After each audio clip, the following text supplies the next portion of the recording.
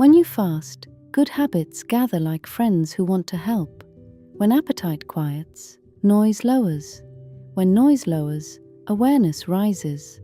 Fasting creates space.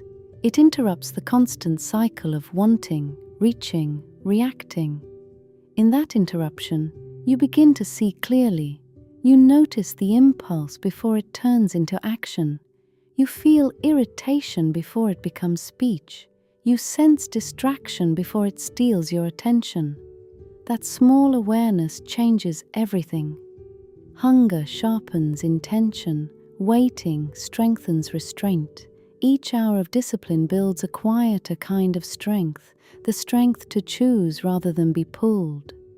Good habits do not come as force. They come as companions. Patience settles in. Focus lingers longer. Gratitude becomes easier. Your movements grow deliberate. Fasting does not make you smaller. It makes you clearer. And clarity attracts order.